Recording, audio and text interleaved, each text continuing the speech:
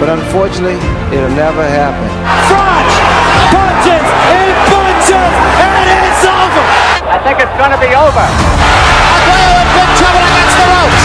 I have to say there seems an element of genuine hate between these two, Ambrose. For sure. I don't hate the man. Just imagine if you bought a ticket. Stop it, Frank. You can stop it any time. Castillo's in trouble. Weak steps in, and the fight is over.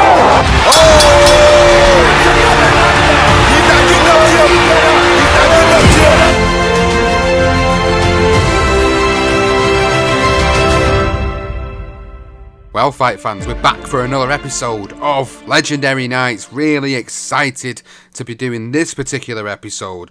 This is the fight of the century, Muhammad Ali and Joe Frazier, one of the most epic and legendary nights in boxing history. Now, if you've been listening to us for a while, you'll know that we have covered one of their series of fights. We haven't actually covered the Thriller in Manila in season 1, but this one, the fight of the century, was always going to come up at some point. We always wanted to do it, and we always wanted to do the background to it, the stories behind it, and I think this is what we're going to do justice for this episode. It's one of the most legendary nights in boxing history, and with the anniversary of the fight of the century just upon us, what a perfect time to do it. What a great time to do it. It makes perfect sense to stick this in. It's something we've wanted to do for such a long time. And as you rightly mentioned, the anniversary is popping up soon. So if no one's seen it, it tends to get overshadowed. I do honestly believe that. I think that sometimes people just overlook it because the first point of call is always a Thriller in Manila. The fight of the century, I mean, even when we done that particular legendary night, we did sort of speak briefly about this fight and certain aspects of it. But this is going to go into a lot more detail. The stories behind it, as you rightly said, and the exile as well, which is a massive part of Muhammad Ali's career, and it's something that we haven't really touched on too much. So I think we're going to really get the ball by the horns in this and tell a fascinating story in terms of what happened then. As always in the Legendary Nights episodes, we're going to intertwine both careers, and we're going to begin our tale in 1964, when then-known Cassius Clay failed a US Armed Forces qualifying test because his writing and spelling skills were substandard. While filling out the selective service questionnaire, Ali had misspelled his middle name, Cassius Marcellus Clay, instead of Marcellus. Now, we will explain why this is important later on in the episode. Now, Clay changed his name not long after to Cassius X, and then later to, as we know it now, Muhammad Ali, upon converting to Islam and affiliating himself with the Nation of Islam. Ali's change of faith came soon after his victory over Sonny Liston at the Convention Center in Miami Beach to win the World Heavyweight title. Ali then defeated Liston in a rescheduled rematch in May 25th, 1965 in Lewiston, Maine. At this time, news reports fed the hatred towards the Muslim community by describing their faith as preaching a gospel of hate. Now, moving over to Joe Frazier's career, he actually made his debut against Woody Goss in August of that year, and he finished 1964 with 3 more knockout victories. Frazier then went 5-0 in January 1965 with successive first-round knockouts. Wow, way back when, preaching a gospel of hate, eh? Crazy. What the fuck is that about? So, with the escalation, obviously, with the Vietnam War, the test standards were lowered in November 1965, and Ali was reclassified as an A1 in February 1966, which meant he was now eligible for the draft and the induction into the US Army. In the ring, Ali made one defense of his heavyweight title against Floyd Patterson. When notified of this status, he declared that he would refuse to serve in the US Army and publicly considered himself as a conscientious objector, saying, "I ain't going to quarrel with them Viet Congs, and why should they ask me to put on a uniform and go 10,000 miles from home and drop bombs and bullets on brown people in Vietnam while so-called Negro people in Louisville are treated like dogs and denied simple human rights." Following his statement, Ali defended his title 5 times in 1966, with wins over George Chuvalo in Canada, Karl Mildenberger in Germany, and Henry Cooper and Brian London both in England, before returning to the States against Cleveland Williams. Howard Cosell on the Ali performance against Williams, this is what he had to say. "The greatest Ali was as ever a fighter was in Houston against Cleveland Williams. That night, he was the most devastating fighter who ever lived. He dominated from the opening bell, knocked Williams down 4 times and pummeled him until Williams was spitting blood. Now, Frazier had an active 1966, winning 9 fights in total, and his most notable opponents were Oscar Bonavena in his Madison Square Garden debut that almost ended in disaster, and also against Eddie Macon as well. Yeah, I remember that. We spoke about that on the career profile, the Oscar Bonavena. Check that out, and we go into a bit more detail in that fight. That was a really close shave for Joe. Now, at the end of 1967, Ali must have loved Houston as much as Cassell loved his performance against Williams, because he changed his legal residence to Houston, Texas. And at the same arena, he outpointed Ernie Terrell on February 6. So Ali's appeal to be reclassified as a Muslim minister was then denied 4-0 by the Federal Judicial District on February 20th. Now, one day after that appeal was rejected, Joe Frazier, now ranked at number 5 by the WBA and number 10 by the Ring, knocked out Doug Jones, who was 29-8-1 in the second round in the arena in Philadelphia. Now, the May 1967 issue of the Ring printed Frazier scored the knockout with a left hook to the jaw. The veteran Jones dropped flat on his back. His handlers and doctors helped him to his feet. It was a devastating knockout by Joe Frazier. Ali was then in preparation for his March 22nd date in 1967, his title defence against number 1 contender Zora Foley at the Garden. He held a public workout in the basement of the arena. To Dave Anderson in the New York Times, he stepped into the ring before a crowd of spectators that included businessmen, dock workers, college students, and even a priest. As Ali was having his gloves laced on for his sparring session with Jimmy Ellis, he actually spotted Frazier standing in the doorway. "Joe Frazier," he shouted, "come up here and have a talk with me." Frazier climbed up into the ring. He looked Ali up and down, smiled and said, "I thought you were much larger. You look pretty small to me." Ali replied, "If you even dreamed about fighting me, you'd be in big trouble." Ali peeled back Frazier's unbuttoned jacket to reveal a pair of suspenders and said, "Those won't keep you standing," and Joe laughed. Ali then told Joe, 2 more years. "I'll be ready," said Frazier.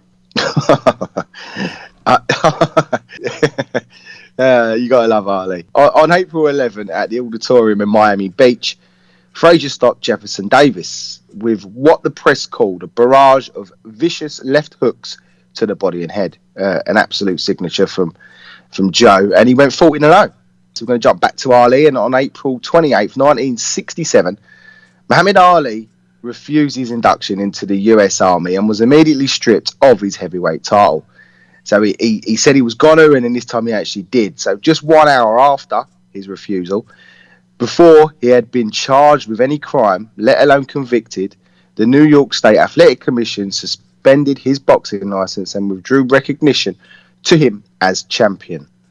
Soon, all other jurisdictions in the United States followed suit, and the title Ali had worked for throughout his life was gone. Now, many within boxing were angered by the handling of Ali's exile, and one particular guy was Howard Cassell. And he said this years later. He said, "It was an outrage, an absolute disgrace. You know the truth about boxing commissions. They're nothing but a bunch of politically appointed hacks.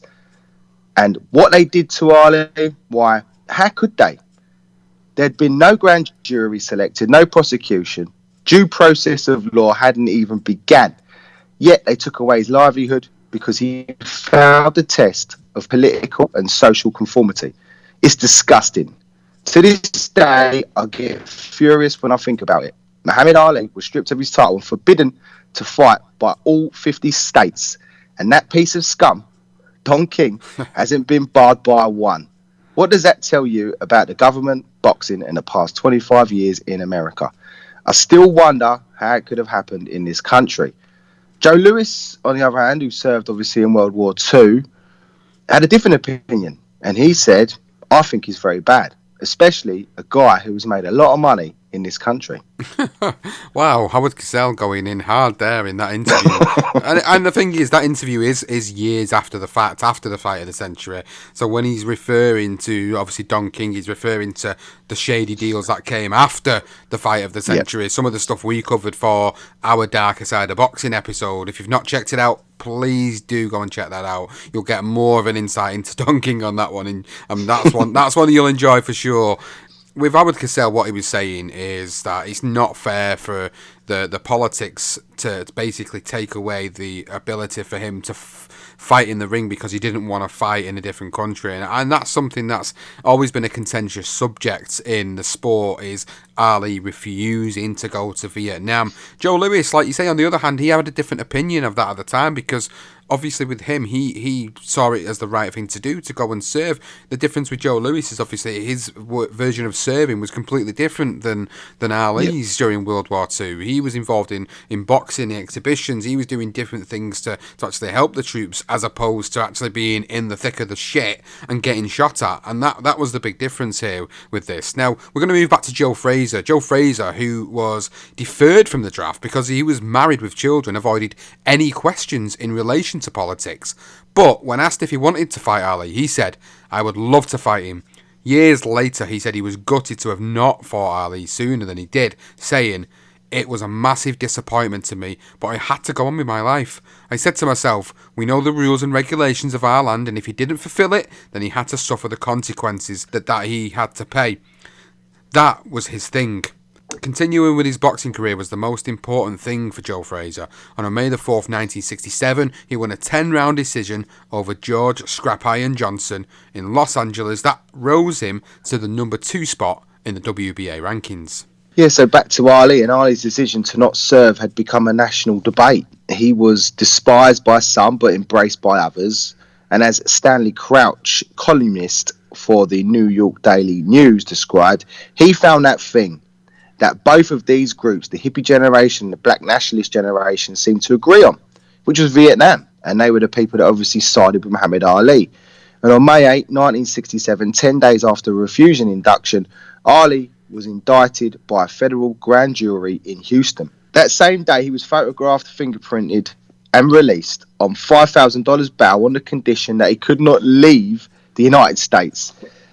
The title of the criminal case against Ali read, "The United States of America against Cassius Marcellus Clay." And that's why we said that at the top of the show. They actually got his name wrong because he filled in the form incorrectly, which is just crazy. It just shows you that they really didn't know what they were doing. On June 19, 1967, Ali's trial for refusing induction in the United States Armed Forces began. 12 jurors were selected on the first day, 6 men, 6 women, and of course all were white. The second day started at 9 a.m. and finished at 5:50 p.m. And 20 minutes later, the jurors returned with a verdict of guilty of draft evasion. The judge, Ingraham, imposed the maximum sentence allowed, which was 5 years imprisonment and a fine of $10,000. And then following the sentence, Judge Ingraham ordered that his passport be confiscated, and the court's action also terminated his ring career for 3.5 years. My conscience won't let me go shoot my brother or some darker people or some poor hungry people in the mud for big powerful America and shoot them for what? They never called me nigger. They never lynched me. They never put no dogs on me. They never robbed me of my nationality, raped and killed my mother and father. What, I'm going to shoot them for what? How am I going to shoot them? Them little poor little black people, little babies and children and women. How can I shoot them poor people? Just take me to jail. I'm saying you talking about me about some draft, and all of you white boys are breaking your neck to get to Switzerland and Canada and London. I'm not going to help nobody get something my Negroes don't have. If I'm going to die, I'll die now right here fighting you. If I'm going to die, you my enemy. My enemy is the white people, not Viet Congs or Chinese or Japanese. You my opposer when I want freedom. You my opposer when I want justice. You my opposer when I want equality. You won't even stand up for me in America for my religious beliefs, and you want me to go somewhere and fight, but you won't even stand up for me here at home. What do you make of all that happened at the time? I think this is a good time to talk about it, really. We've never really touched on all this stuff with Muhammad Ali's exile. Our first career profile was about Muhammad Ali, and I think we know how much the series has developed and the sort of level of stories we put into that. So this is something we didn't really go into in great detail, and this is the chance for us to really discuss it now and have them thoughts on that. You said ridiculous there. Honestly, what do you think about how this all went down? Do you think Ali was right for refusing to not serve in the Vietnam War, and do you think he was right for them to take his license away from him? Absolutely, and I think the reason for that is when I've dug into it a little bit further is the fact is that we had white middle class families, guys the same age as Muhammad Ali, if not a little bit younger, maybe even a little bit older, that were going to university, and they weren't ever forced to go. They weren't even, told to go. If you actually look at the statistics as well, I don't know off the top of my head, but a man of Ali's age who was black was going to go. There's no way about it. But circumstances changed if he was white. There was also other situations where other people with other religious beliefs were also told that because they've got a different belief that, they don't necessarily have to go. And that's why he tried to pursue that. He was a Muslim guy. And the fact is, if you don't want to go, you shouldn't have had to go. It was a war that divided the whole of America. Predominantly, a lot of the American society trusted the politics of it, and they sort of went with what the government was saying. But then it wasn't until sort of later on when the numbers. I mean, we'll go into the one particular year very soon in terms of how many American soldiers died. But in terms of the whole thing, the whole war was just a joke. It was just, I've watched hours upon hours of Vietnam because it fascinated me. I never quite understood where it all started and where it all come from. And I think that if anyone actually wanted to turn around and say, do you know what, I don't want to go, that's fine. And the other thing is as well is that there were certain people within Muhammad Ali's circle that were able to sort of almost talk him around. They almost not talking around, but Ali double thought he was going to go, but he was going to go as you said at the top of the show against Matt in terms of Joe Lewis. He was actually being offered the opportunity to go there and fight in exhibition fights and not do much. And he was debating whether he was going to go, and then he didn't go in the end because he just believed that, I'm Muslim and I want to stay that way. And, why should I if my own community are being treated the way they were? And I can't help but agree with that. That's just I mean, I don't know about you, Sean. I think it was a shit war. I think it was a rubbish war. I never understood it. I think it was all to do with financial stuff. I'm not no historian on it, but I thought it was a pointless war where loads of innocent young men died. Most wars are pointless, to be honest with you. True, that's true. There's only been a few occasions in history where the wars have been absolutely necessary for various reasons, i.e. the First and Second World Wars. They were there for particular reasons where other countries felt like they could invade other countries and get away with it. And not to give everybody too much of a history lesson, but it all ties into this story, really, of Muhammad Ali going into exile. And he did speak quite in detail about his exile sometime after the fact. And we've got a big extract of what he had to say. And he said, "I never thought of myself as great when I refused to go into the army. All I did was stand up for what I believed. There were people who thought the war in Vietnam was right, and those people, if they went to war, acted just as brave as I did. There were people who tried to put me in jail. Some of them were hypocrites, but others did what they thought was proper, and I can't condemn them for following their conscience either. People say I made a sacrifice, risking jail and my whole career. Standing up for my religion made me happy. It wasn't a sacrifice. When people got drafted and sent to Vietnam and didn't understand what the killing was about and came home with one leg and couldn't get jobs, that was a sacrifice. But I believed in what I was doing, so no matter what the government did to me, it wasn't a loss." Now, some believe that Ali was young and naive, and he was brainwashed into making the decision not to be drafted into the United States Army by Herbert Mohammed, who was Ali's manager and one of Elijah Muhammad's sons. He had something different to say. "I know my father didn't want Ali to go in the army. That war was wrong. But my father wasn't going to tell Ali what to do. Because you have to realise Ali was a young man then, and he might have gotten up and told the media, Elijah Muhammad told me not to go, so I'm not going. And that was against the law. You couldn't counsel a young man to refuse the army. So I told Ali to do what he wanted to do, but I reminded him that my father never went, and that was enough for him." Bob Arum, who had promoted many of Ali's fight up to this point, disagreed with his belief, and he said, I wish I could say that I stood squarely with Ali on Vietnam, but I didn't. I thought what he was doing was horrible. You have to understand where I was coming from. I thought the war was good, and if not good, it was America. I considered myself a patriot, and like a lot of people, I was appalled by the position Ali took. In the end, though, it turned out he was right. It's amazing, really. Here he was, not an educated guy and certainly not at all knowledgeable about politics, and to my everlasting surprise, he was right about so many things where he didn't appear to have the background to know what he was talking about. Bob Arum actually admitting to something it blows my mind. Brilliant, really good. I can't even knock the man for that. You know, he accepted the fact that he felt that Ali was right, and that's great. And it is one thing we have heard. I've heard it a lot in terms of Muhammad Ali, that he was influenced by Elijah Muhammad, and he was sort of brainwashed, and it was because of that was why he didn't go to the war. And the trouble is Herbert Muhammad, you know, he was Ali's right hand man all the way to the end, and he was a very supportive figure. So he's going to defend his dad ultimately. He's not going to diss his dad. That's 100%. But I just think that with the power they had, if they tell a young man, I wouldn't have gone, then if you really idol someone, you know, you look up to someone and that person's telling you, no, I wouldn't go, you're going to follow suit, aren't you? So although they didn't brainwash him, I think he was influenced by them. As I say, you know, there was a chance for him to go and fight exhibition fights in Vietnam War to raise the morale of the troops. I mean, when you look at that, I suppose, you know, it could have happened. But I've got to credit Ali by his beliefs. So obviously we're going to go back to the boxing. With no Ali, there was no boxing heavyweight champion. So Bob Arum, along with a newly formed corporation, which was Sports Action Incorporated, which included Mike Maltese, Jim Brown and Fred Hoffenheins, began to plan the space he left. Now, Sports Action promoted an 8-man elimination tournament in conjunction with the WBA and ABC television to determine a new heavyweight champion.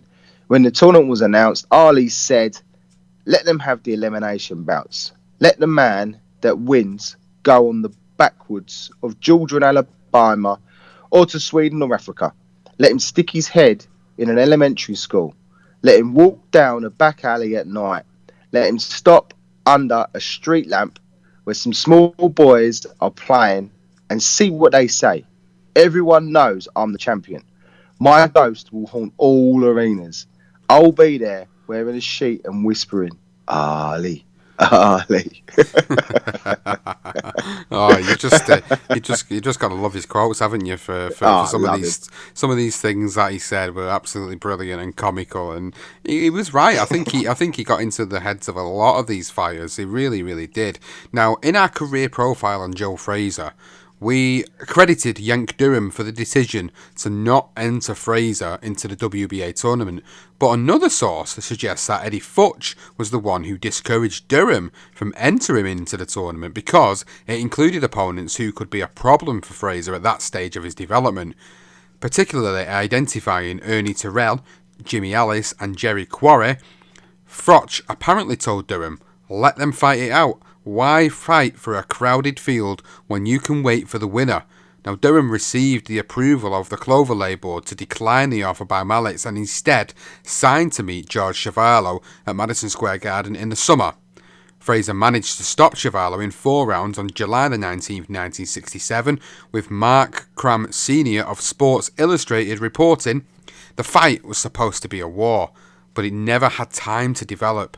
By the second round, Chuvalo's face was smeared with blood as hook after hook banged into the right side of his rock-like head. Between the second and third rounds, the face turned purple." He further reported, 2 heavy hooks by Frazier ended the fight after 16 seconds of the fourth, Chuvalo turning his back on Frazier and groping for his corner. A blood vessel leading to the eyelid had erupted. "I thought my eyeball had been knocked out," said Chuvalo. Jesus Christ. It's true. That's nuts. We didn't a great little report there from Mark Cram Senior as well, Sports Illustrated. But it's true. We did give Durham all the credit for not sending Frazier into this tournament. But by the sounds of it, you know, Eddie Futch, he was in his ear hole and he orchestrated that. So it was great that we could have just rectified that, or it's from another source anyway. So you make your own mind up. I think between the pair of them, they're both very clever and astute guys, and Frazier was very lucky to have them both. So While Frazier was moving into a position for a heavyweight title shot, Ali, now 25, he got married for a second time on August 17, 1967, to a lady called Belinda Boyd, who was only 17. Now, after their marriage, she actually changed her name to Khalijah Ali in accordance with Muslim traditions, and had 4 children together before they actually divorced back in 1977, and that was, Ali with his bit on the side, basically. So two months later, Frazier stopped Tony Doyle in 2 rounds at the Spectrum in Philadelphia, and Durham was more than happy with his development by this point, saying Joe has improved 125%. He's out of high school. Now he can go out there and do what I tell him. So that victory made Frazier the Ring Magazine #1 contender. But obviously with this tournament now being developed with Bob Arrow and his cronies, the WBA, they stuck him at number 9, which is, they had him at, number 2, a year ago, probably less than that. But none of this mattered, as Durham, Cloverley and Futch had a plan in place for Joe Frazier to finally get his world title shot. But on December 18, 1967, Frazier stopped Marion Connor in 3 rounds in Boston to pick up his 19th win and 17th knockout. A few months after his exile, Ali found he could make money appearing on the college lecture tour. Now, initially, Jeremiah Shabazz, who was the Nation of Islam's minister in the south of America, arranged for appearances at Temple University and Cheney University for $1,500 respectively. Then Ali signed with Richard Fulton Inc., a National Speakers Bureau that mailed 50,000 promotional flyers to customers around the country. Soon Ali was appearing regularly on college campuses, lecturing on his view of life. It was during these public appearances that the government continued their surveillance of Ali, even after his trial was over. They even wiretapped conversations between Ali, Martin Luther King, and Elijah Muhammad. Now, meanwhile, Frazier got his revenge over his Olympic rival Buster Mathis when he stopped the big man on March the 4th, 1968 at Madison Square Garden to win the NYSAC World Heavyweight title. Several hundred picketers organised by Black Power groups protested outside the venue because New York, Illinois, Maine and Massachusetts now recognised Frazier as the new champ, but they demonstrated their feeling calling Ali the real champ. And I know we covered a little bit of this again on Joe Frazier's career quite recently, so I just want to point you guys in the direction of that, because we do go into a lot more detail and in Joe's perspective and Joe's side of how these things were affecting him. But people saw Ali as the real champion because he'd lost it outside of the ring. He didn't lose it in the ring. So this was the big issue, really. We talk about this mainly on a regular basis with the current fighters, when a fighter is literally handed a title and they've never actually won it over anybody that's a #1 contender. And it is quite frustrating. So I can imagine that the public at the time were quite frustrated at the fact that, Ali had been stripped of his title, he'd been thrown into exile. Everybody was probably pissed off about that fact happening, and then here comes this other fighter in Joe Frazier from Philadelphia, who's seemingly working his way up to the top and wins the New York State Athletic Commission version of the World Heavyweight title, and people just don't want to buy into it just yet because they want Ali. He's their recognised champion, and they can't buy into Frazier at this moment. It's exactly it, and the fact that he didn't lose it in the ring, and I suppose you can pull comparisons on Anthony Joshua and Tyson Fury at the moment. One can say, has Anthony Joshua really the champion, when in actual fact that Tyson Fury didn't lose his title to the ring. He hasn't lost. And it's pretty much the same thing, obviously completely different circumstances, because Tyson Fury was, we weren't going to go too much into that, but, it was completely different, basically. But Ali, anyway, he continued as a free man. He was on bail pending the appeal of his case to the Supreme Court.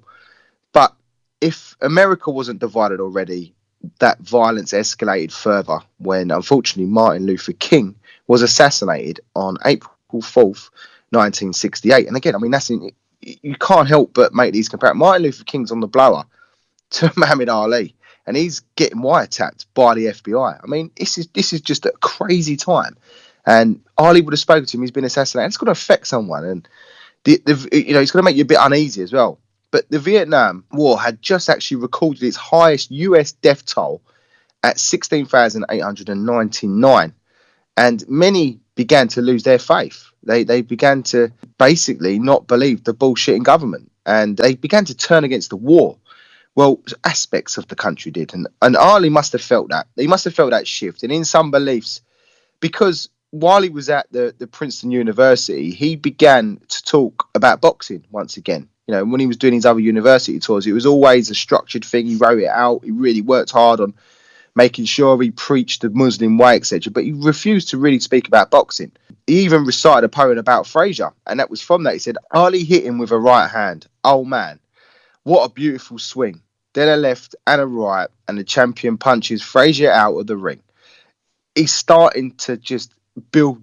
I think he's missing boxing. Now, Ali sensed that Frazier was obviously the biggest threat to his crown, and he defended his proportion of the heavyweight against a guy called Manuel Ramez, who was a Mexican, and he won it in 2 rounds on June 24. He was a layup guy. Now, after the easy defense, Frazier said that unless the unexpected changes or the unexpected happened, and Clay, because that's what he kept on calling him, was sprung loose from the legal woes, he planned to take the rest of the year off and give his singing career more attention. And that's, again, you know, we're going to keep pointing to the career profiles. We have only just done this. He does love his singing, and he does go off and do a bit of singing. Now, Joe did take his singing profession very seriously. And while on stage in Atlantic City, in bursts a certain Muhammad Ali with a huge entourage. I believe it was raining outside as well. He was coming soaking wet.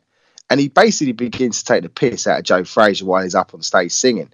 Now, undeterred, as Frazier always was, he carried on with his performance until Ali joins him on stage. And Frazier and Ali then have a little bit of playful sparring on stage before Ali leaves. And that was it. That was the end of it. It did piss Frazier off, but not that much. 6 months later, and Frazier returned to the ring and won a unanimous decision, or won a decision over Oscar Benavina in their rematch at the Spectrum in Philadelphia. Now, with the new WBA champion Jimmy Ellis sitting ringside, Durham said in an interview after, "We want Ellis next. Then we can get this thing settled once and for all." Where do you think you stand at this point of your career now?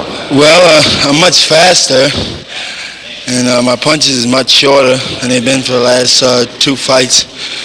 Matter of fact, I guess I've been pushing pretty hard. Cash has refused to be drafted, has really turned this championship picture upside down. How do you feel about it?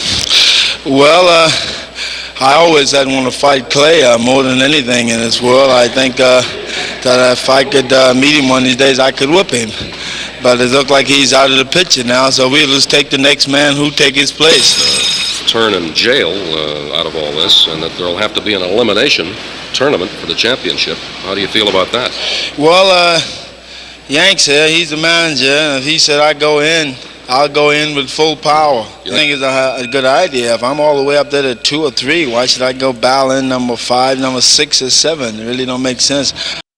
Now, although annoyed with Ali's antics at the club, Frazier was eager for the fight to happen, so he told Ali that he would do all he could to assist him in getting his boxing licence back. Frazier explained that he called and said, "Hey man, I want my licence. What can we do to get my licence?" I said, "I will help you to do what you need to do to get your licence back." So Joe travelled to Washington to speak with boxing officials to support the licensing of Muhammad Ali. Butch Lewis, an American promoter, said, "Joe and I were in New York. Bundini Brown happened to see us pull up at a hotel. He said, 'We're having a problem with Ali's bill.' I told Bundini that I would talk to Joe about it. Got Ali into the limo. Joe gives him a couple of $1,000. Ali says, no, but I put it in his shirt pocket. When Ali gets out of the car, it was like a switch went on. He starts shouting, 'All right, Frazier, get out the car now. I want you now.' Frazier backs up the story and he said, 'I gave him a ride and put some love in his hand with some money,' and he's shouting, 'I want Joe Frazier, I want Joe Frazier.'" Now, with all this going on, of course, Joe Frazier was confused by the actions of Ali. And what happened next was that he accepted an opportunity to appear on a 17-hour-long TV variety club telethon on behalf of disabled children, hosted by the comedian Joey Bishop.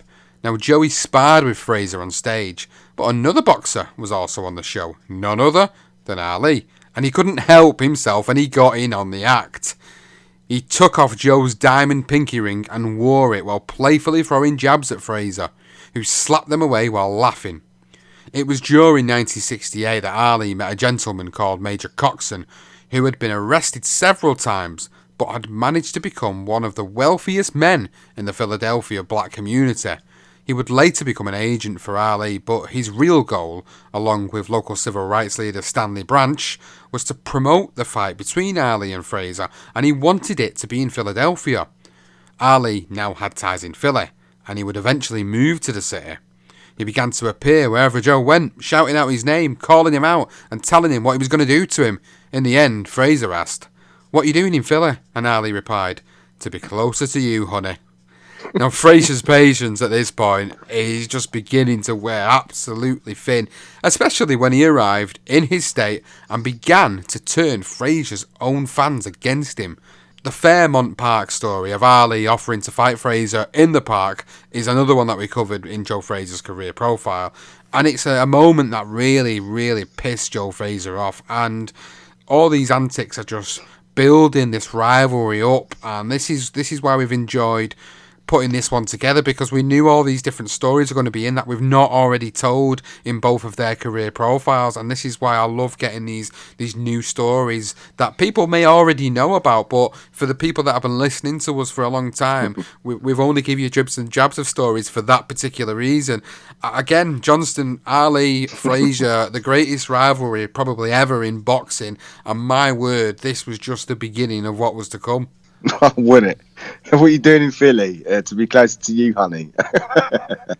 It's brilliant. You know, I mean, Frazier sorted him out, giving him some love, as he called it, in his hands, sorted him out a few grand. I mean, he's just jumped straight out of the car shouting abuse at him. Oh, God, he's an absolute nightmare, Ali. Moves into Philly as well. What a piss to take. In December of 1968, Ali was actually sentenced to 10 days in prison at Dade County, Florida, for actually driving without a valid license. Now, Ali's lawyer, Henry Arlington of Miami, told reporters shortly after the sentence was passed, he got sentenced for being Cassius Clay.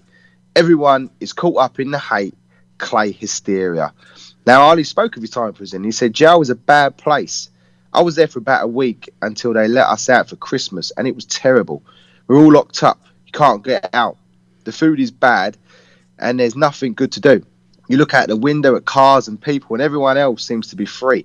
Little things that you take for granted, like sleeping good or walking down the street, you can't do them anymore." So he's obviously really starting to realise what prison could actually do, and obviously prison is sort of still hanging over him here.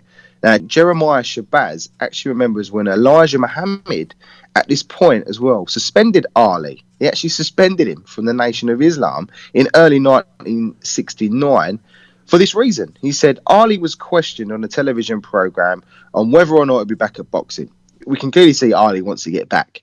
And Ali said something to the effect of, "Yeah, I'd go back if the money was right." And that comment angered the messenger, because to him, it was like Ali was saying he would give up his religion for the white man's money.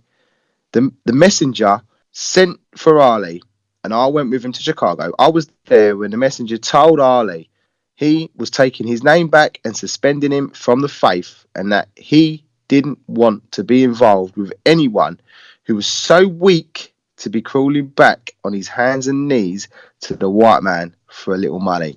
And just that there says to me, something's not. I mean, look what Ali's just done. He's actually the shit he's going through by not going to Vietnam, and he loves his boxing, and he wants to say that shit to him. This is where I do believe Elijah Muhammad, for me, was a bit of a wanker as well. In fact, he was a lot of a wanker. I didn't really, some of his things he used to say, and some of the stuff he stood for, and in the way he treats Muhammad Ali here, I thought was a little bit condescending, and I didn't like it. And Elijah Muhammad made his feelings public as well and he put those reasons, actually printed them in the Nation of Islam's newspaper. And I believe that Shabazz, I think he was the guy that used to do the newspaper. It might have even been his son. What do you think of that, Sean? I mean, that there says there's something not right for me there. He's a young lad, Ali, still at this point. What, 26, 27? And Elijah Muhammad, the guy I looks up to, says that shit to him and then banishes him from Islam, Nation of Islam. It doesn't make sense to me. Well, there's one documentary that I have watched on Netflix, and it was about the assassination of Malcolm X. And if you're into that period of time, I'd highly recommend that you go and watch that. The reason I go off on a tangent about that is because them quotes that you just spoke about there, Johnston, they sound all too familiar to me. They sound very much like the way Malcolm X was drove away from the Nation of Islam, and how eventually he obviously was assassinated. And when you watch that documentary, obviously Ali makes cameos in there because he was a big person within the Nation of Islam. He was a sportsman, he was black, he was the heavyweight champion of the world. This is what they were doing. They were putting this sort of. It wasn't just about the religion. I don't think it was a lot of politics involved in it as well. It wasn't just about them preaching the peaceful side of the religion. There was a lot of agendas behind what was going on. And I think it was very controlling. The interpretation I got about Elijah Muhammad from that one documentary and from the research we've done for this episode is that he was quite a controlling man, and that if you in any way, shape or form went against any of his preachings or teachings, then he would put you out to dry big time. And this is again another example of it for me. It screams volumes that he was this type of man. He wasn't perfect himself. Yeah. You watch the documentary again and you hear about how he, even though he was a man of religion, would play away from his family. People hated the fact that these accusations were made, but again, they've been proven to be true. So he wasn't perfect himself. So just going back off that rant about Elijah Muhammad, let's go back to Joe Frazier. Joe Frazier's career, and he took out his frustrations that he had with Ali on poor Dave Zigowich in Houston, Texas, knocking him out in 96 seconds of the first round on April the 22nd, 1969. By the summer, it was Jerry Quarry at Madison Square Garden in a fight that was named Fight of the Year by Ring Magazine. The fight was stopped in the 7th by advice from the doctor, and Frazier won for the 24th consecutive time, scoring a 21st career knockout. Now, with Ali banished from the Nation of Islam, he had to think of different ways of earning money. Bill Caton and Jim Jacobs, who together formed the Big Fights Inc., approached Ali with a proposal to film a documentary which would eventually be titled AKA Cassius Clay. The production took a week and Ali was paid $1,000 a day for his services. Now, Bill Caton recalls in his words, "At the end of the first day I gave him 50 $20 bills and I don't think I'd ever seen him that happy." Following the first film venture, Ali happily accepted another in August of 1969, but this one was a computer fight against the former heavyweight champion of the world, Rocky Marciano. Burt Sugar, the publisher of Boxing Illustrated, recalls this particular endeavour, and in Burt Sugar's words he said, "It began with an old concept. While Ali was in exile, an advertising executive named Murray Warner put data on 16 heavyweight champions into a computer and created a fictitious tournament which was broadcast on the radio. And it was ludicrous, which became painfully apparent when Jack Johnson was outpointed by Max Baer in one of the tournament's early fights. Then, Ali lost to Jim Jeffries, which was just as silly because Jeffries wouldn't have gotten out of the dressing room against Ali. And when that happened, Chauncey Eskridge, one of Ali's attorneys, filed suit, claiming that not only had the government taken away Ali's title, now Warner was taking away his good name. But that gave Warner an idea. Rocky Marciano had won the computer tournament. Both Marciano and Ali were alive, so why not match the two of them in a televised fight to buy Ali off and give him a chance to clear his reputation?" It's brilliant, isn't it? The fact that he's going to sue him for $1 million as well. And Warner, he basically offered Ali $9,999,000 to film the fantasy fight with Rocky Marciano, and he accepted, and so did Rocky. He was short of money, Muhammad Ali, and he had not really many options. And he said, I was in the deep freeze part of my exile, and there were no four in sight. So he had no dough in sight. He needed to do something. I mean, you can see this is on YouTube, and we spoke about it briefly before, haven't we, Sean, this fight? But both men were basically filmed puttering around the ring, avoiding head punches and mostly tapping each other in their stomachs. The outcome for the American and Canadian audiences was shown a version where the computer had determined that Rocky Marciano had knocked Ali out in the 13th round, whilst European audiences were shown another ending in which Ali was portrayed as the winner by knockout, also in the 13th round. Not a bad little learner for Muhammad Ali in the end, and Ali did try a little bit. He tried a bit of theatre as well. He was offered 2 film ventures on Broadway where he played the title role in a musical called Buck White. Ali also attended the theatre numerous times to watch his favourite play, which was a play called The Great White Hope, and it was based on Jack Johnson's career. And he kept going back to this play because he just resonated with Jack Johnson and what happened with Jack Johnson, and he was able to relate to his exile, to what Jack Johnson went through when he was in violation of the Crazy Man Act that was brought up by America. Again, another crazy story, which I'm sure we will go into at some point. But he felt like him and Jack Johnson had something. He loved Jack Johnson. There's a photo of the guy that plays in a sort of throwing a punch, and Ali's sort of buckling, pretending to buckle under the punch, and that's something you never see Ali do. If you ever see Ali in these photos, he's always the one throwing a jab and the other person's taking it. It's only if it's a kid or if it's this guy who plays Jack Johnson. So really resonated with Ali, and something that he literally, I believe it's like 10 times he went to this play. Crazy. Now, while he was acting in the ring, Frazier was finally given the opportunity to face the WBA champion Jimmy Ellis at Madison Square Garden on February the 16th, 1970. The fight was only agreed because the WBA ordered Ellis to fight Frazier or surrender his title. Contracts were signed on December the 29th, 1969, and Frazier made his intentions clear at the press conference in New York, saying, "I'm gonna have a ball giving you the worst licking anybody ever got." It ended in the 4th with Ellis not knowing what had happened. He couldn't even remember what round he was knocked out in, it was that bad. Frazier was considered to be the new world heavyweight champion. He uttered the words, "free at last," after the victory, but he wasn't. During the fight, there was another protest outside the Garden, all in favour of Ali, who they considered to be the legitimate champ until he was defeated in the ring. Ali had made it official that he has now retired. To prove it, he volunteered to hand over the championship belt in the ring to either Frazier or Ellis, but the NYSAC rejected his offer, so instead Ali slipped in a closed-circuit venue in Philadelphia and watched the fight there. When it was over, he stood on a car outside and told the buzzing crowd that Philadelphia was not big enough for 2 champions. By telephone, he spoke with Joe Frazier later to extend his congratulations, only to get an earful back from Joe. Frazier told him that he would stand for no more foolishness, no more shoving and slapping, the sort of stuff kids do when they are trying to pick a fight. He told Ali to grow up, and perhaps one day they could settle it in the ring. Until then, he told him to stay in his part of Philadelphia, and he would stay in his.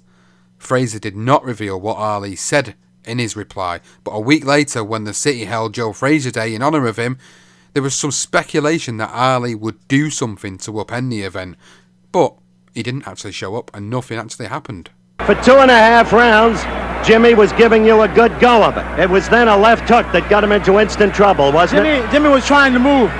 That I know he couldn't move it, but with the sparring partner I have, I would like to take time to give thanks to Ray Anderson, Mo Man Williams, Charlie Polite, and Ken Norton. These guys really got me in good shape because they move, they stick, they throw right hand, they throw left hand.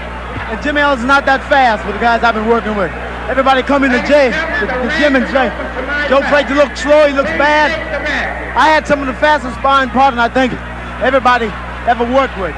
Jimmy knows what a fast guy like I had. I got these guys the speed, not to punch on, but to move for me and see them as I can catch them. At the end of the 3rd round, you went back to your corner with a broad grin on your face. You knew you had it won then, didn't you? I know when I hit Jimmy pulling away, it feels like when you hit a baseball that rides on the open field. That's where his chin felt. So I know he had to get up, but he wasn't coming back out.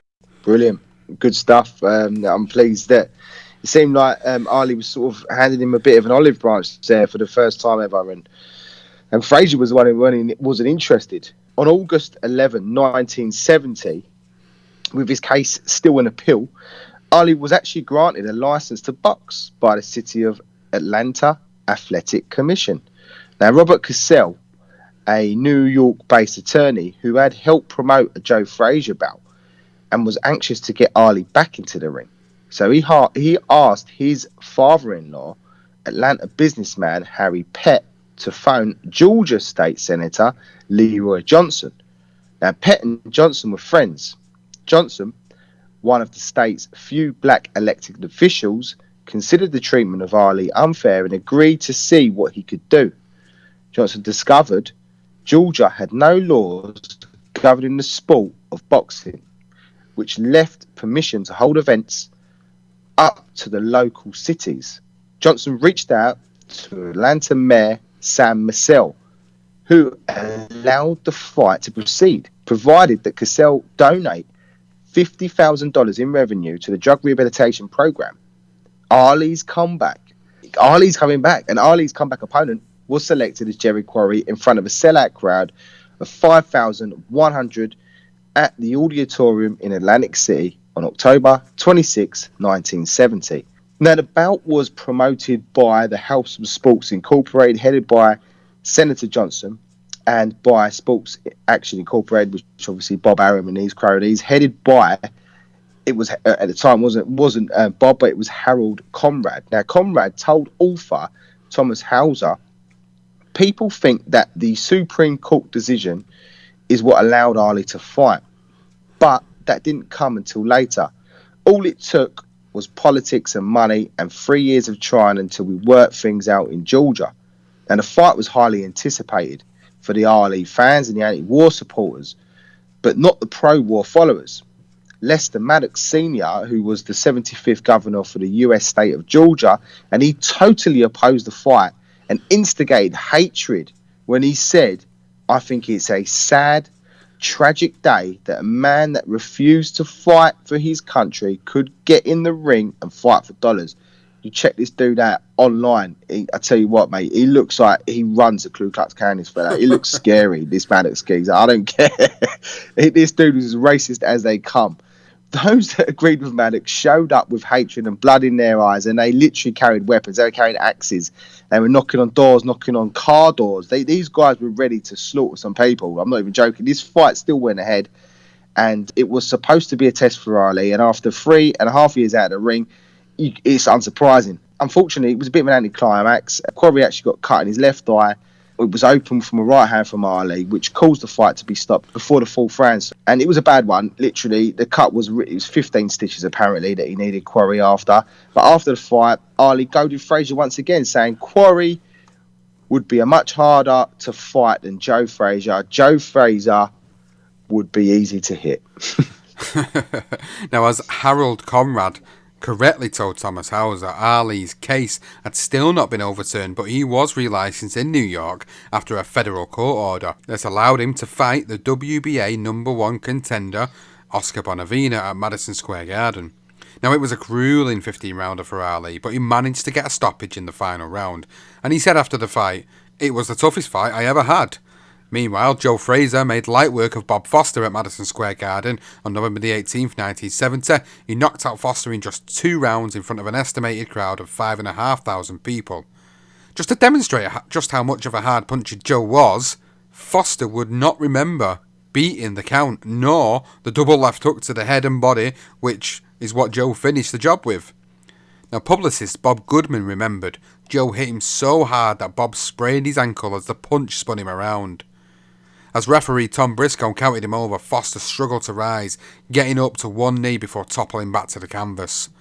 Yank Durham cradled his head in his lap and cussed Briscoe for not stopping it sooner. Bob Foster went back to his dressing room in a daze. At one point, he began putting his boxing shoes back on. "What are you doing?" his trainer Billy Edwards asked. "Getting ready to fight." Foster said. "Nah," said Edwards. "The fight's over, son." In Frazier's last 2 appearances, he had literally knocked Ellis and Foster senseless. Oh, poor Bob Foster. He's putting his boots back on. Oh, bless him. And like Ellis, we spoke about it on the career profiles. Like, he literally could not remember what round he got knocked out in the press conference. What a devastating puncher Joe Frazier was. And I mean, we've spoken a lot about Frazier and Ali, but we're going to sort of head into the build-up side of things now. And with a fight between Ali and Frazier basically now possible, Madison Square Garden and the Houston Astrodome each offered a record payday of $1.2 million to each man. But Young Durham and Herbert Mohammed didn't agree with the sum. They demanded more money for their fighters. In steps Jerry Perenchio, a Hollywood agent who represented Marlon Brando and Elizabeth Taylor, but he had never promoted a fight before. But he saw the potential of the money spinner. And in his own words, he said, I thought it would be a huge event that would transcend boxing because it had to do with Vietnam War and religion and being black in America and all of that. Perenchio considered both Joe and Ali as superstars, but he said the focus is on Ali. Without him, it would be like Gone with the Wind without Clark Gable. Now, Perenchio he made an offer to Yank Durham, only Yank Durham. It wasn't, we've looked at this so much, but it's definitely just Yank Durham this time. And it was $2.5 million for each fighter. Problem was, he never had no money. Jerry decided to contact a load of wealthy businessmen, and he basically pitched his idea. Now, he said himself, the 77th man that he talked to was a guy called Jack Kent Cooke, who owned the LA Lakers and the LA Kings. Now, Jerry sold the idea to Cooke, and he agreed to put up $4.5 million with the Garden, putting up the remaining $500,000 fee. What they needed to do next was get a date at the Garden, and basically as soon as possible, because the general consensus was, at this moment in time, was that the Supreme Court, who were finally about to hear Muhammad Ali's case, would vote against him, and he would go to prison by April. So that left March, the only date that was available, and it was March 8th at the Garden. But it was actually double booked. It was a young music group of hippies that had originally had the date, and they were actually approached by a consortium by, I believe it was Madison Square Gardens, and probably from either sides of Ali and Frazier. And they requested that they reschedule their date, and in turn they'd given 15 tickets to attend the fight. They accepted, and the fight was confirmed. A bunch of hippies being told, basically, fuck off, get out of the way. You're basically in the way of the biggest fight of ever in boxing. They were calling it the fight of the century for that particular reason. Now, Brilliant. Joey Perenchio estimated worldwide gross revenues of between 20 million and 30 million, which included 1.2 million from the live gate receipts, 15 million from closed circuit, 4 million from between round commercials, 1.5 million from foreign radio and television, and 1 million program sales, and 10 million from a documentary film that he planned to release. He also intended to flog both fighters' shorts and gloves in an auction. A press conference to announce the fight was held on December the 30th at Toots Shores, and it was delayed by an hour because Ali and Frazier ended up in a playful tussle, which resulted in Frazier's suit jacket getting ripped. Joe, of course, would have been pissed, but he told his brother Bozo, "How can I be mad at a guy who's making me this much money?" Once the press conference finally got underway, Ali sat at the table and began telling the world, "Believe in me, not the newspaper writers.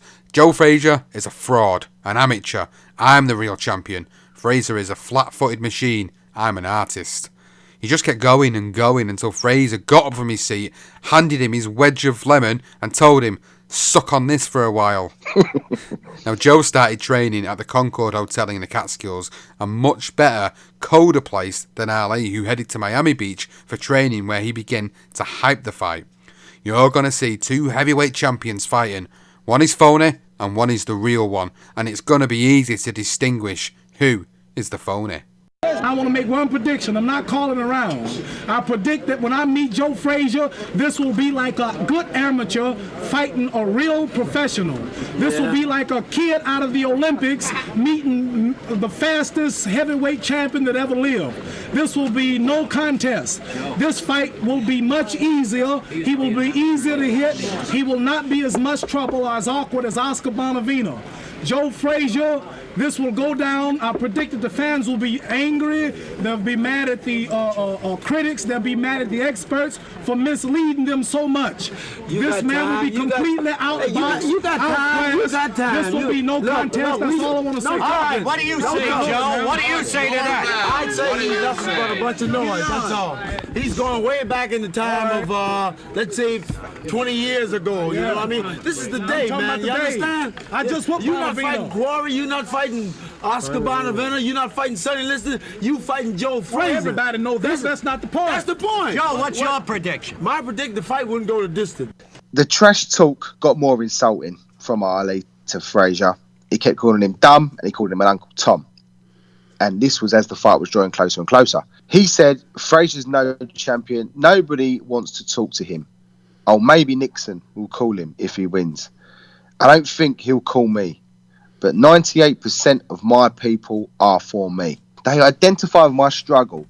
Someone they're fighting every day in the streets. If I win, they win. I lose, they lose. Anybody black who thinks Frazier can whoop me is an Uncle Tom.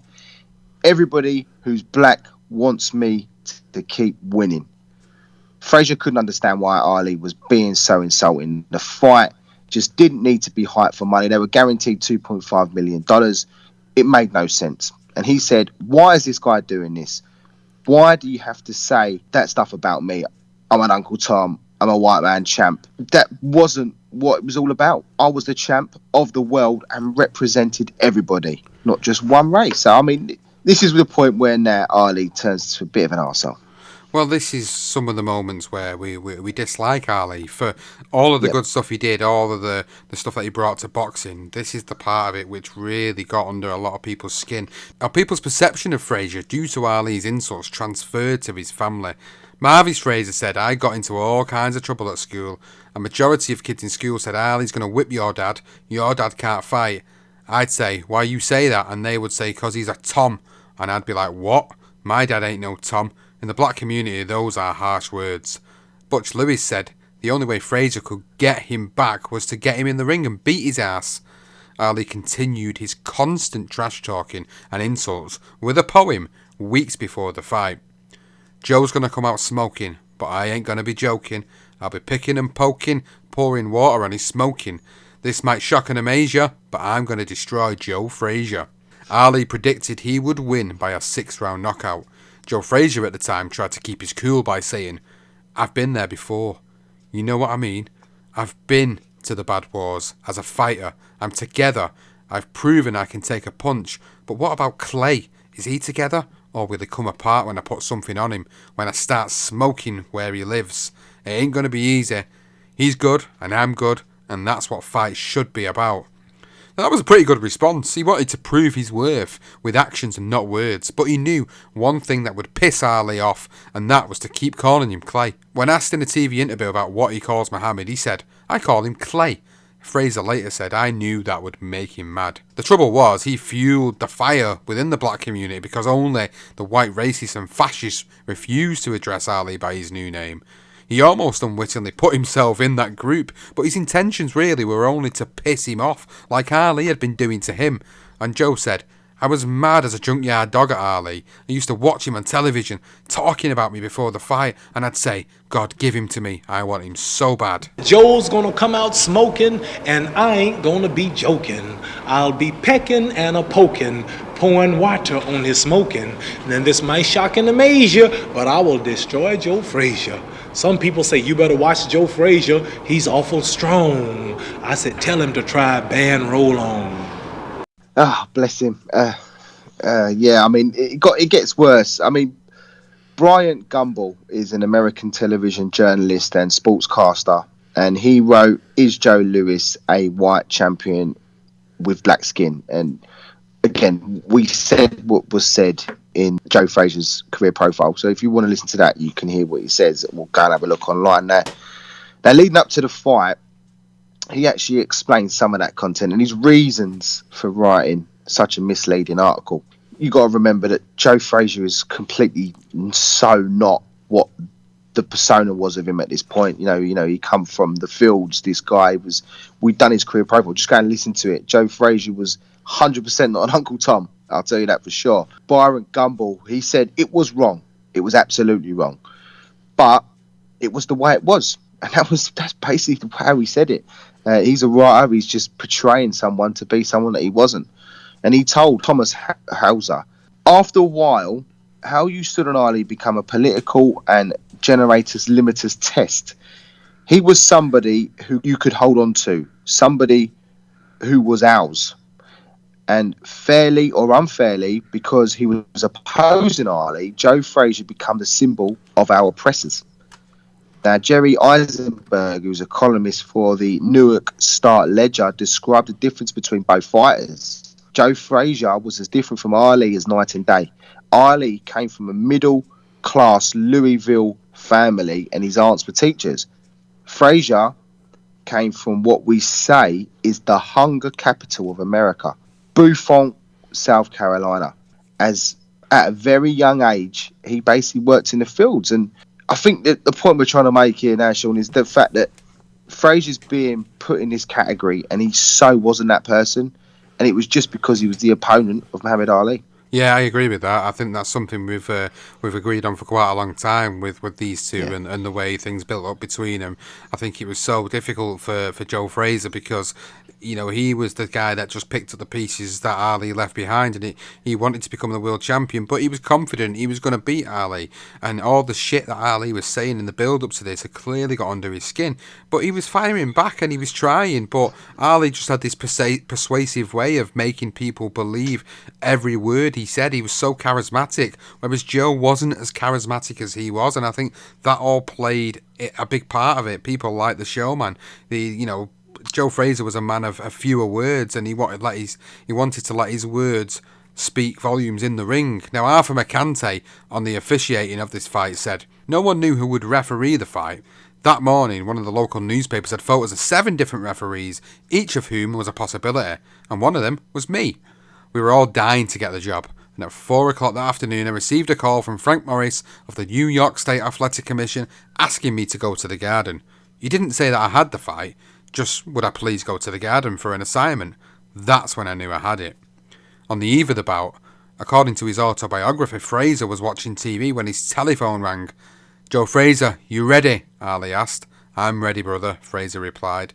"I'm ready too, Joe Frazier, and you can't beat me because I'm the greatest. You know what? You preach that you're one of God's men? Well, we'll see whose corner the Lord will be in. You sure you're not scared, Joe Frazier?" "Scared of what? Scared of what I'm going to do to you?" "Ain't nothing you can do, because I'll be pecking and poking and pouring water on your smoking. Bye, Joe Frazier. See you tomorrow night. I'll be there. Don't be late." Mind games from the very beginning. And the mind games didn't stop there with Muhammad Ali. John Condon was the Garden's director of publicity, and he recalled an interesting moment hours before the fight. He said, "I was in the main arena, in the press arena, working on something, and Angelo Dundee came in, walked over to the ring, which was already set up, and started loosening the ropes. I said, 'Angelo, what the hell are you doing? We'll have to tighten them all up again.' And he said, 'No, John, leave them alone.' I said, 'For Christ's sake, I can't do that.' So in fairness to Frazier, I went to Yank Durham and said, 'Yank, you better check the ropes were okay.' Yank asked, 'Why? What's the matter with the ropes?' I said, 'Just check the ropes. I'm not telling you there's anything wrong with them. Just check the ropes for yourself.' And when Yank Durham checked the ropes, he went out of his mind. He started yelling, 'They're too loose.' No one tightened the goddamn ropes. And I said, 'Well, get someone to tighten them.' So Yank never knew that Angelo did it, and Angelo never knew, I guess until he reads this, that I told Yank." Wow, that's a great story. I never knew that. That was something that I learned when doing this. It's a great story because we know straight away, if you're a Muhammad Ali fan and you've followed his career, you know what that means. When the ropes are being loosened, it means he's going to use them ropes. He's going to lean on them ropes. He's going to use that rope-a-dope tactic that we wouldn't see until a few years later. But this was the early origins of them trying to use that rope-a-dope tactic. And in fairness, the right thing was done, and Yank Durham was told, and the ropes were obviously tightened. Now we're going to go into the fight details. We're going to go into the fight itself. It took place on March the 8th, 1971 at Madison Square Garden and was officiated, as we know, by Arthur Mercante, who was also the third judge. The other 2 judges, Arte Aidala and Bill Recht. Joe Frazier, at 27 years of old and a record of 26-0 with 23 KOs, was making his second defence of the WBC and WBA World Heavyweight titles, and challenger Muhammad Ali, who was now 29, had a record of 31-0 with 26 KOs. Tickets to the Garden would be made available to the general public by mail on a first-come, first-served basis.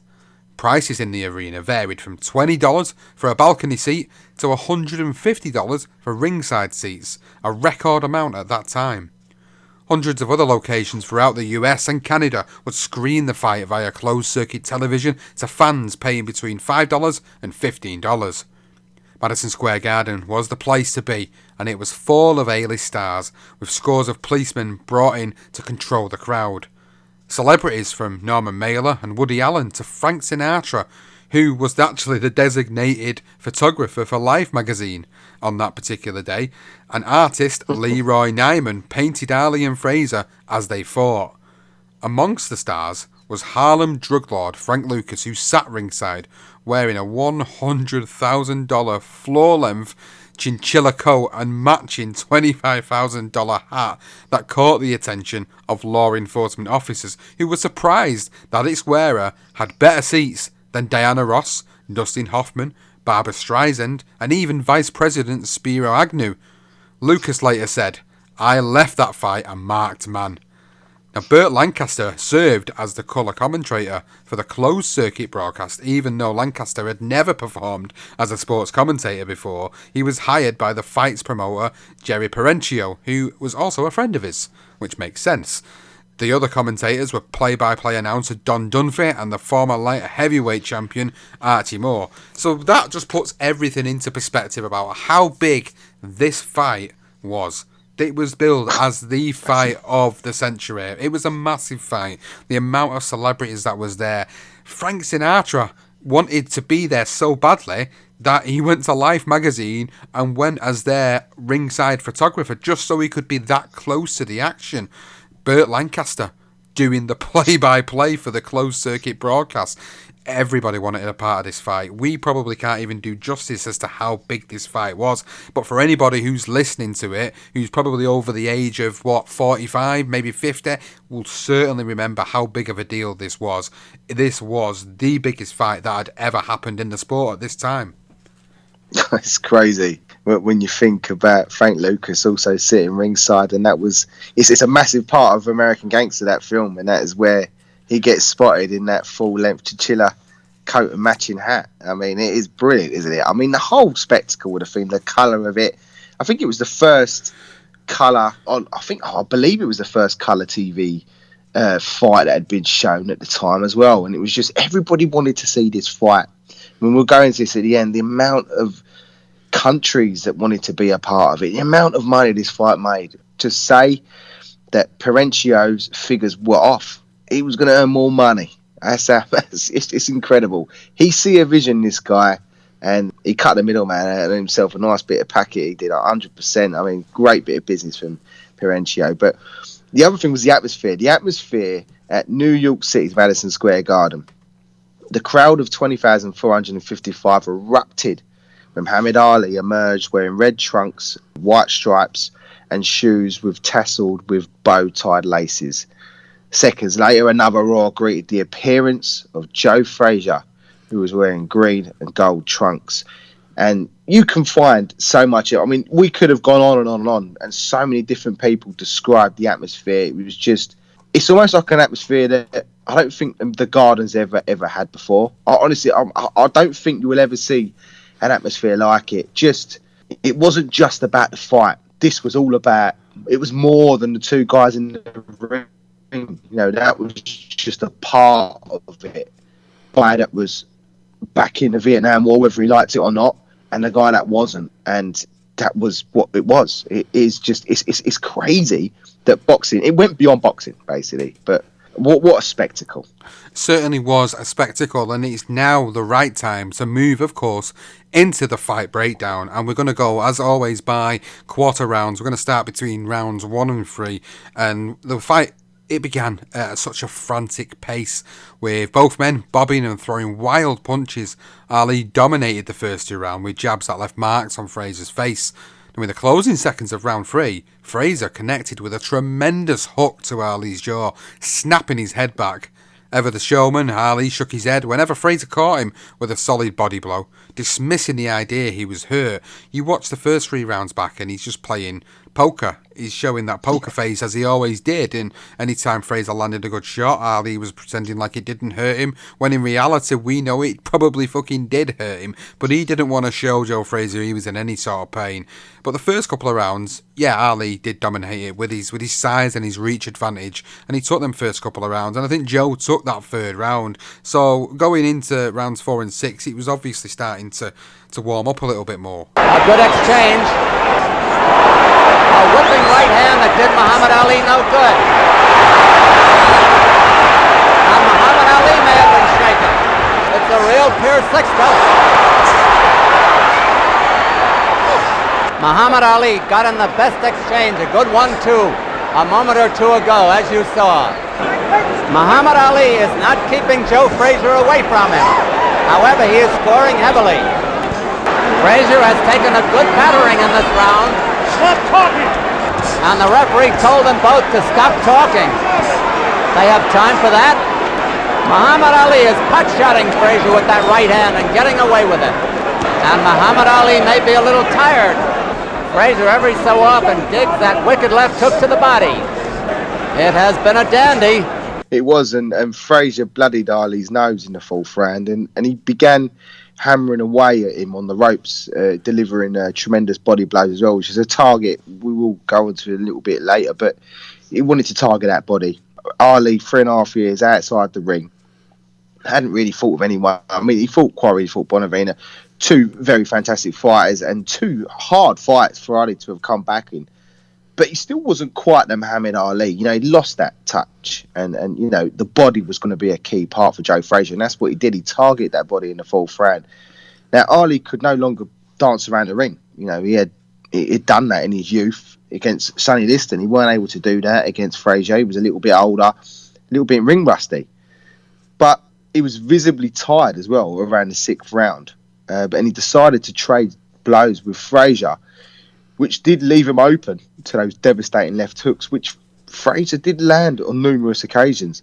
But again, Ali showing he's got a great chin. I think Frazier started to edge himself back into the fight here. Ali took the first two. It's pretty clear. I think for me, Frazier probably even, if not won those 3 rounds, the next 3 rounds between 4 and 6, or at least won 2 of them. So it was pretty even, really, going into round 7 to 9. Frazier, he probably edged the 7th and the 8th rounds with his pressure and body blows. And you could see Ali starting to feel the pace of this fight, a ferocious pace that Joe Frazier had set. And you've rightly pointed out the ring rust, the fact that he probably lost a lot of his good years being in exile. And I think this is a fact that a lot of people always talk about when they talk about Ali's career. However, you got to look at what Ali was going to do next, and he had to conserve his energy, so he didn't expend as much energy as what he would have normally done. He filled the time instead clowning around. He held a glove against Frazier's forehead or stood against the ropes with both hands down, eluding many punches and occasionally landing flurries of his own. The 9th ended with Ali regaining control of the fight by battering Frazier with more solid combinations. It was probably Ali's best round of the fight, and it actually caused Frazier to bleed from his nose and mouth. So by the end of the 9th round, that energy that is conserved, he's starting to try and use it now in spurts by throwing them combinations. Frazier's obviously been hurt, but that is not going to deter him from what he wanted to achieve in this fight. Yes, and although for me, I think Frazier was ahead. He was ahead. I think the clowning around from Ali, he was obviously conserving his energy, but by doing that, he had gifted Frazier rounds, 100%. So I felt like Frazier was definitely in the lead at this point. Yeah, he was. So we move into sort of rounds 10 to 12. You know, it's a 15 rounder here, guys, so bear with us. But referee McCante, he actually spoke of an incident as well, midway through the 10th round, which is something that no one's ever picked up on before. And Thomas Hauser interviewed referee McCante, and he this is what he disclosed. He said, I broke them up. And Joe kept coming right through me. And then all of a sudden, the little finger of my right hand was extended. My finger hit him in the bottom of his eye socket and stuck him hard. He looked at me and said, God damn, fuck, man. Keep your hands off of me. And he turned to go back to his corner to clear his eye, saying, damn, I got 2 men beating me up in here. I never knew that. This is something we did doing research, and McCante absolutely said he cut his nails as well. He always cut his nails to make sure, you know, if he does stick a finger in someone's eye, it's not going to cause too much harm. He did go back to the corner as well and tried to speak to young Durham, and basically young Durham, I don't know, in certain terms, told him to piss off. The tide did swing again. only 9 seconds into the 11th when Frazier landed that trademark left hook. It didn't go down immediately, but a fraction of a second later, Ali slipped in a puddle of water, which was actually on the canvas, left from Frazier's corner.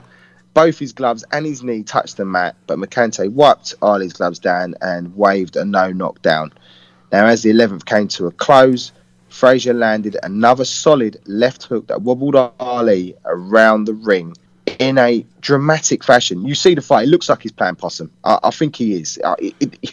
He's hurt by it, but one thing people failed to give Ali is he had a very, very tough chin. As we've seen from Frazier, with the two last opponents, Ellis and Foster, absolutely devastated him with them left hooks. Ali could take a punch.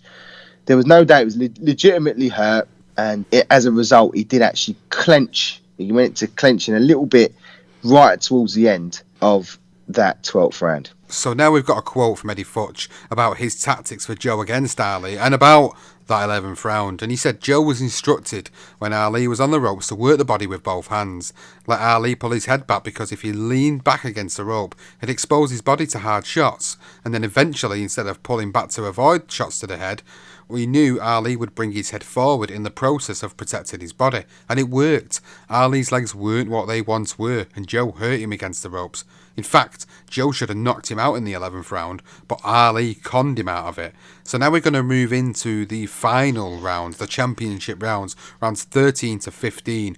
Ali, he dug deep to thrill the crowd with an inspiring show in round 14, heading into the 15th and final round.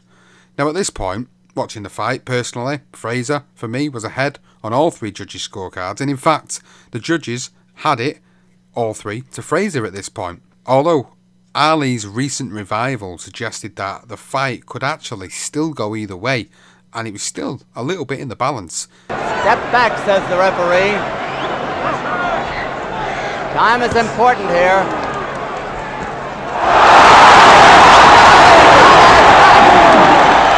3, 4,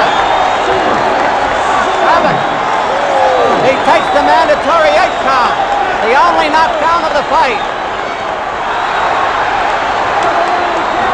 Muhammad Ali was flat on his back, but he's a well-conditioned athlete. However, he is real tired.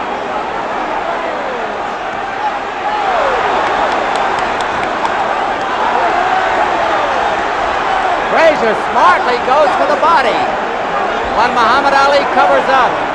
2 minutes to go in the fight. 2 minutes.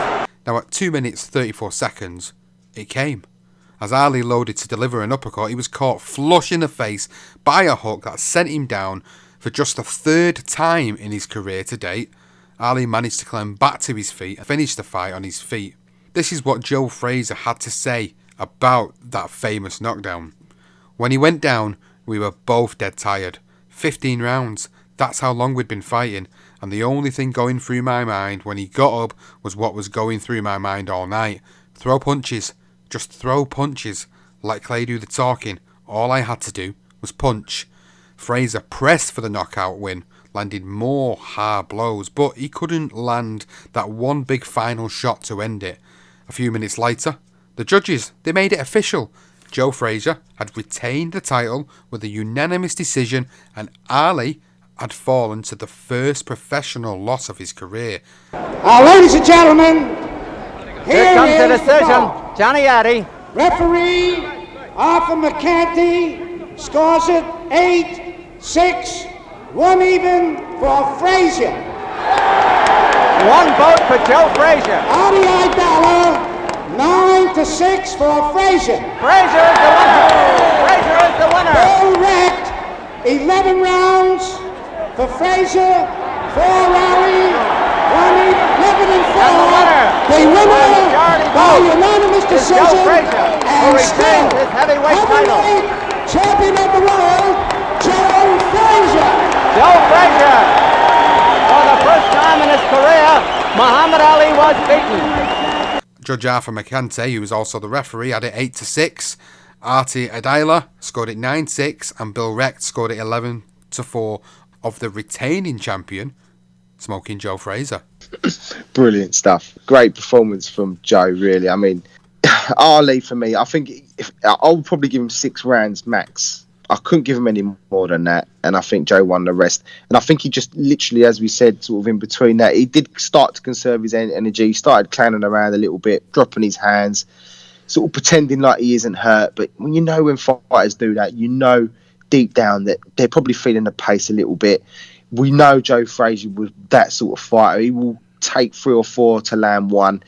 And Ali, although he started the fight well, he just couldn't sustain that high level that he used to show when he was against the Sonny Listons, even the Cleveland Williams, even Zora Foley, that last fight he had before he was in exile. There's absolutely no shadow of a doubt that those exile years were the peak years of Muhammad Ali. And you could identify, you watched the Muhammad Ali against Zora Foley and the Muhammad Ali against his first fight, even against Jerry Quarry. There's a difference. You can see it almost instantly. And it was difficult for Ali to be able to maintain that level of fitness that he had back then, unless he wasn't fighting in fights. Saying that, Joe Frazier, you cannot take nothing from him. He was adamant he's going to win this fight. He trained harder than he ever trained in his whole entire career, and it showed that night, and Ali couldn't deal with him. All I want to do is rest now. Would you like to fight him again? Yeah. When do you want him again, Ali? I don't know. He wants to rest, and I want to rest.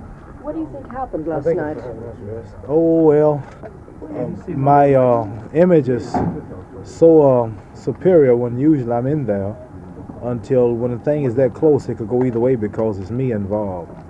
But I did lose the round. I got knocked down in. I played around a few rounds with him. I understand that caused me to lose the round. I didn't know that would cause me to lose it. What do you mean by why did you do that? Around, just punching, just holding his head and playing around. Why did you do that? Just showing people how easy it is to get to a great fighter. You think this was a bad mistake psychologically, or? Well, yeah. Career have lost. I feel you have obligation to many thousands of fans who are pulling for you, who are crying, and they're worrying about you and how you feel. And I think if they can see that you realize that I'm human, and I realize that we all have to lose and life's still going on. Not glad in a way I am. I didn't want to lose, but since I have lost, you have to just make the best of it. Like a man's in prison for 99 years. He's there, just realize he's in prison, and he'll have to make his world in prison. So the aftermath of the fight, we're going to go into that, and we always talk about how this fight impacted upon the world, but we're also going to talk about quotes from people that were around at the time. Now, after the fight, referee Arthur McKenzie, a veteran referee of hundreds of fights, said, "They both threw some of the best punches I've ever seen. It was a punishing 15 rounds for the both of them, with Ali suffering from a suspected broken jaw and Frazier needing a 10-month layoff after spending weeks in the hospital." That's just how punishing this fight was on both men. Unbelievably punishing. That broken jaw for one guy and a 10-month layoff for the other. This is just how hard these two guys went at it. And when we give our breakdown of the fight, sometimes it probably sounded like Ali didn't, but we're only giving a description of the fight. If you watch the fight yourself, you can make your own judgment about how hard these guys really, really went at it. Now, Ferdy Pacheco went to Ali's dressing room after the fight, and he recalls the scene in Ali's dressing room after the fight was somber. We dressed him like a drunk. He just lay there limp. Then we put him in a limo, took him back to the Flower Fifth Avenue Hospital for x-rays because his jaw was swollen, all puffed up. I wanted to keep him in overnight for observation, but he said no. He didn't want anybody saying Joe Frazier would put him in the hospital. The x-rays were negative. I saw them wet. I never saw them dry because someone stole them before they reached that point. Now, while in his hotel and not in hospital, Ali said, "Next time would be different. I would make it different. When you get as big as I got in this game and you get intoxicated with so-called greatness, you think you just have to run 3 miles a day. That's all I did for this fight. And I didn't rest properly, didn't train as hard as I used to. You convince yourself you'll get by on natural talent, that it will all just explode in there on the night, but it don't. Next time I'd run more, get the legs right. That would make it different." So Joe Frazier, after the bout, he said, "I fought anybody y'all put in front of me, and God knows I beat them all. What more can I do? Now I've got to live a little, man, and I've been working for 10 long years." So credit to Joe. He's thinking, do you know what? I've had enough. I'm going to have a little break. definitely deserved it after that punishing fight. And Ali on Frazier in later years, he said, against Frazier, I knew he'd be tough. He was harder for me than Liston or Foreman because he had what I was vulnerable to, a good in-close left hook. Joe stayed on me, always on my chest, and from out of nowhere, he'd throw that hook. If I was young, I'd have danced for 15 rounds and Joe wouldn't have been able to catch me.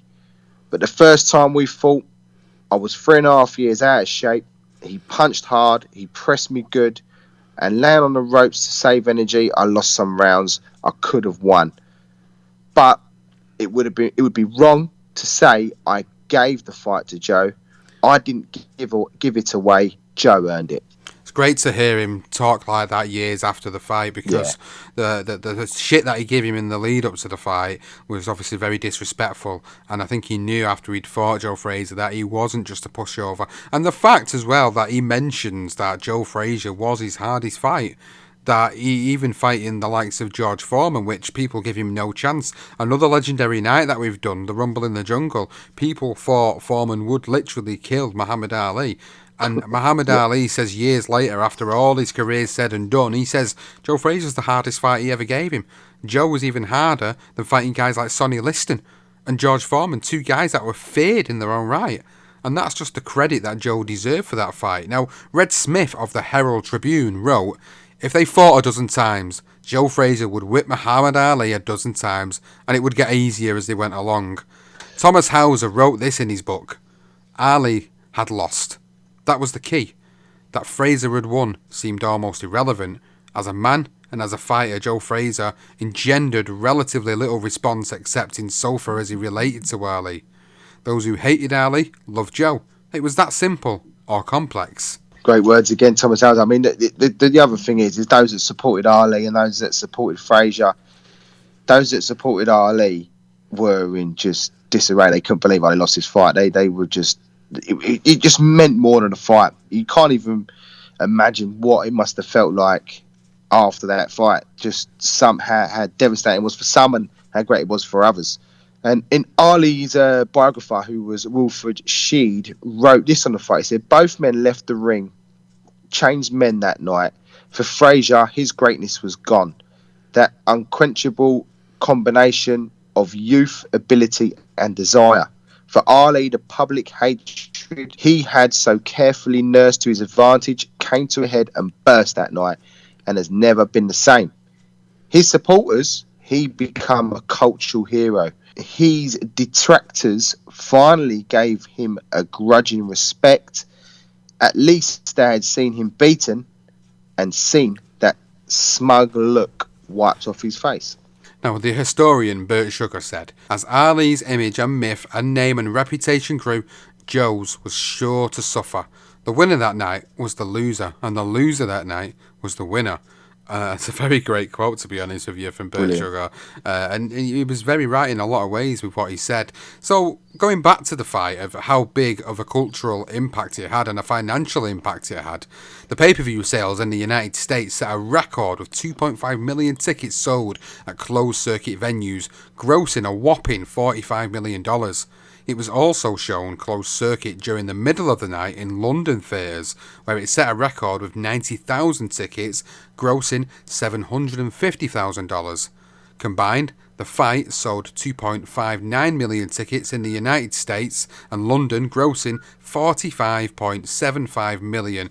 And if you put the inflation aside of that as well, of what it would be today, you're looking at about $300 million for this fight. That's how big of an impact this particular fight had. On both closed circuit and free television, the fight was watched by a record 300 million viewers worldwide. It was watched by a record 27.5 million viewers on BBC One here in the United Kingdom, about half of the British population. It was also watched by an estimated 5.4 million viewers in Italy and 2 million viewers in South Korea. That is just unbelievable. I mean, this is 1971. Completely different cultural time in the world. Lots of different things. It wasn't what it was today. There's no social media, there's no internet, there's none of that stuff. There's just closed circuit, there's just going there to the fight, there's listening to it on the radio, but to get that many people tuning in to this fight and making that much money on it just shows you the magnitude of how much this impacted the world. Oh, it's insane, isn't it? There was even a story about an Israeli journalist that was actually given the chance to go to MSG and to be a part of, sort of, to represent Israel, if you like, to report on the fight. And he said the moment that he realised how big this fight was when his 87-year-old nan turned around and said, "Who do you want to win, Frazier or Ali?" And he was like, this woman, 87 or 88 years old, in the middle of Israel, asking him who he wants to win out of Ali and Frazier. That just shows you just the magnitude of this fight. It was huge, absolutely massive. And them figures, I mean, $300 million. Shit, that's just crazy. The end of their careers, we're just going to briefly say, I mean, Frazier lost his title 22 months later against George Foreman and was beaten in a rematch with Ali. But obviously their rubber match is one of the greatest matches of all time. It was the Thriller Minute and a legendary night, so we've already done. Please go back and listen to that. Again, there's so many other stories that we haven't mentioned in this. I mean, it's just incredible. Now, Ali went on to become a 3-time heavyweight champion of the world. He defeated Joe Frazier twice, Foreman, Spinks, Norton, Shavers, and many, many more notable names. So I suppose the final thing to do with this story is give acknowledgements to the sources for it. We'd like to give a big shout out to Jake Rosson, who wrote an article called Criminal Ring, How Muhammad Ali's 1970s Comeback Led to a Big Money Heist. It's a great article, a great source of inspiration to put together this episode. Mark Cram Jr., author of Smoking Joe, The Life of Joe Frazier, also had some brilliant quotations. He had some brilliant stories which was able to form part of the episode. And we've also got Thomas Hauser, of course, the author of Muhammad Ali, His Life and Times. And, of course, we've got the internet, we've got BoxRec, we've got Wikipedia, we've got the various other sources that we can credit on giving this inspiration to put all this information together in the best way possible and intertwining these two fighters' careers. And you've rightly pointed out, Johnston, we're not going to be able to cover off every single story because we've done Muhammad Ali's career profile, we've done Joe Frazier's career profile. So in them episodes that we do for that series, we do go into a lot more detail, and there's a lot of different stories that all really intertwine with these episodes. So if I'm going to give a recommendation to you now as listeners, if you really want a big fest on podcasts and you really want to go into the rabbit hole, maybe listen to the career profile of Muhammad Ali, maybe listen to Joe Frazier's career profile, then maybe listen obviously to this, and then go to the Thriller in Manila. That's the sort of chronological thing I would do. You know, as a listener myself, I'd want to go on a bit of a fest and listen to it in that way, because with all them combined, you're going to get all the stories that have been told over the years by many different people who were around at the time, by the men themselves. This for Legendary Nights was something that was always on the cards for us. We always wanted to do it. It might feel a little bit backwards for people that have been listening and following us for a long time, because we did the Thriller in Manila because it came up in a poll. We put multiple fights out in a poll and the Thriller in Manila came up. And we always knew at the time that as soon as we'd done it, it's like, well, we've got to do the fight of the century. It has to happen. It's a legendary night. And now here we are. We hope you've enjoyed this legendary night. Johnston, I've absolutely loved this. What about you? Brilliant. Just brilliant. The stories with just... there's so many. Again, I mean, like career profiles, Muhammad Ali, career profiles, Joe Frazier.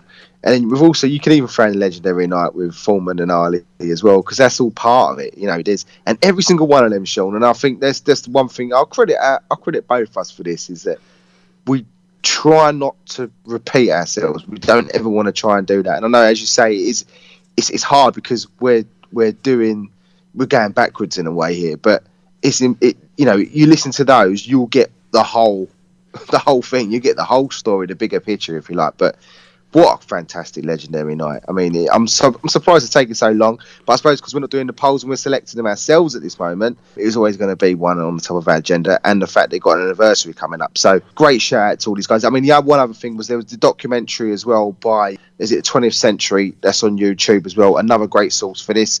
Other than that, everything we've mentioned, all those acknowledgements, all those sources, all produced this, put this together for us, got some great stories, great quotes and statistics. I just hope you enjoyed it. We really hope you've enjoyed this episode. We thank you so much for listening.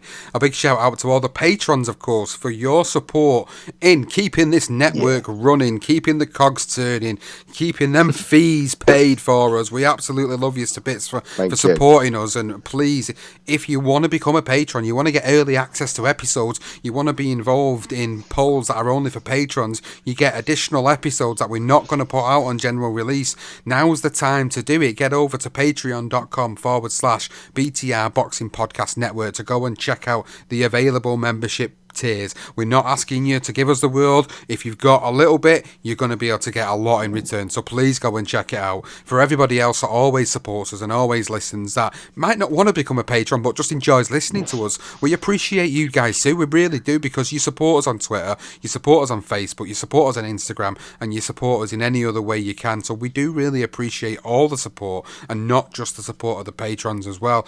Thank you so much for listening to this episode. We really hope you've enjoyed it. Make sure you go and follow us on social media at Legend Night Pod on Twitter, the BTR Boxing Podcast Network Facebook page, get on there. Even on Instagram as well, you can find us on there at BTR Boxing Podcast. We hope you've enjoyed the tale of Joe Frazier and Muhammad Ali.